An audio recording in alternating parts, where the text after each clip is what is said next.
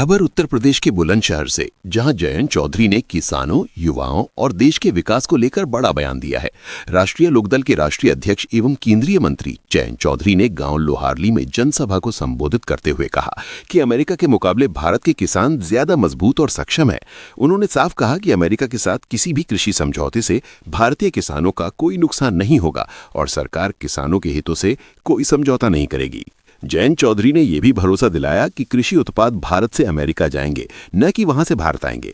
जनसभा के दौरान उन्होंने एआई यानी आर्टिफिशियल इंटेलिजेंस पर भी बात की और कहा कि इससे किसान और कामगारों को कोई खतरा नहीं है, बल्कि नई पीढ़ी को तकनीक के साथ आगे बढ़ना चाहिए। साथ ही उन्होंने जात पात और हिंदू मुस्लिम की राजनीति से ऊपर उठकर समाज में एकता की अपील की।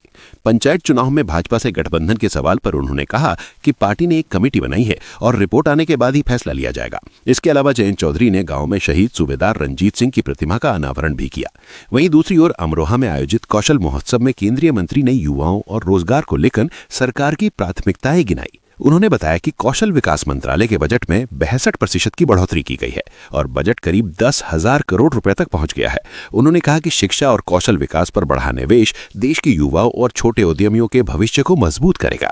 कुल मिलाकर जयंत चौधरी ने किसानों, युवाओं और रोजगार को लेकर सरकार की प्रतिबद्धता दोहराई है।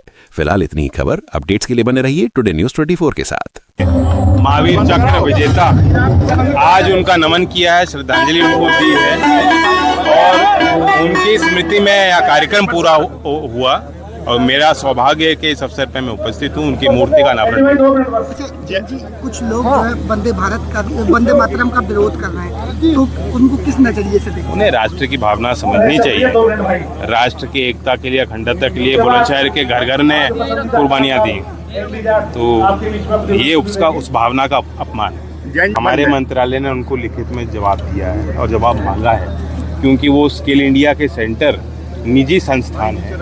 अगर उनको प्रधानमंत्री कौशल विकास में कोई टारगेट नहीं दिया गया तो फिर अगर वो बंद पाए गए तो वो सरकारी संस्थान है, तो इसलिए वो खबर की रिपोर्टिंग कुछ गलत थी और जो स्पष्टीकरण कोई खबर बनाता है तो स्पष्टीकरण भी मांगा जाता है। मंत्रालय से विधिवत उन्होंने वो नहीं मांगा। जयंत जी, पंचायत चुनाव को लेकर क्या नजरिया रहेगा? भाजपा से आपका गठबंधन है, अभी चुनाव हो जाने दीजिए, घोषित अभी डिक्लेयर हो जाने दीजिए। हमने एक कमेटी बनाई है और वो कमेटी ने दौरा भी किया है, हमारे लोगों का मन भी लिया है और संगठन को दुरुस्त करने के लिए लगातार वो कार्य कर रहे हैं। केंद्रीय मंत्रिमंडल के नाम मंत्रियों के एब्स्टीन फाइल में आ रहे हैं, मतलब पूरी भारत सरकार की छवि खराब हो रही है।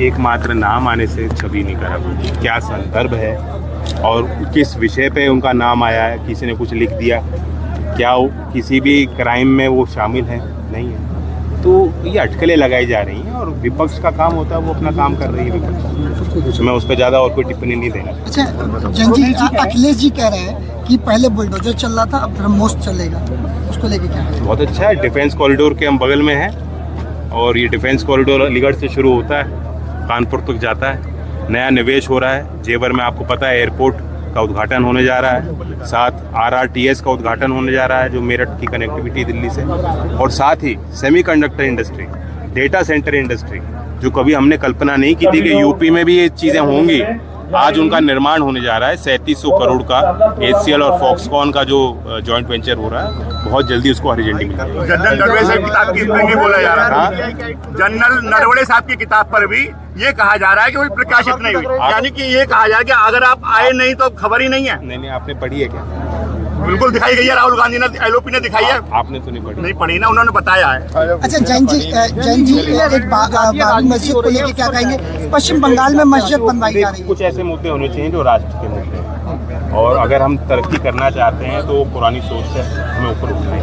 अच्छा, पश्चिम बंगाल में जिस तरीके से मस्जिद बनवाई जा रही है उसको लेकर क्या कहेंगे? देखिए, हमारे अभिव्यक्ति की भी आज़ादी है, किसी भी धर्म को मानने की भी आज़ादी है, वो संवैधानिक है। बाबर की मस्जिद को लेकर जो तमाम जो अभी आपको आपत्ति है क्या? भारत अमेरिका ट्रेड डील को लेकर किसान विरोध प्रदर्शन कर रहे हैं, कलेक्ट्रेट पे धरना प्रदर्शन किया, किसान अभी हुआ है डील, फाइन प्रिंट किसी को पता है, क्या प्रभाव पड़ेगा लोगों ने समझा है? नहीं, ये कुछ संगठन है जो अपना नेतृत्व जमाना चाह रहे हैं। वाकई किसान को इससे कोई लेना देना नहीं, कोई बाहर से फसल यहाँ नहीं आने वाली। जिस फसल में उत्पाद में हम आत्मनिर्भर हैं, उससे हम हमारे किसान की उस उपज से कोई मुकाबला बाहर से कोई आप आयात करेंगे नहीं हो पाएगा। $500 अरब का व्यापार करना पड़ेगा, इसको लेकर नहीं, ऐसा कुछ नहीं, ऐसा जी ऐसा कुछ वो अपना दावा ठोक रहे हैं। जी हमें अपने सरकार पे और अपने नेताओं पे विश्वास है। सीएम तो मजबूरी रही कि साहब गेंदे चोले से तेल खरीदना पड़ा, रशिया से बंद कर देनी पड़ी, ये मजबूरी नहीं रही।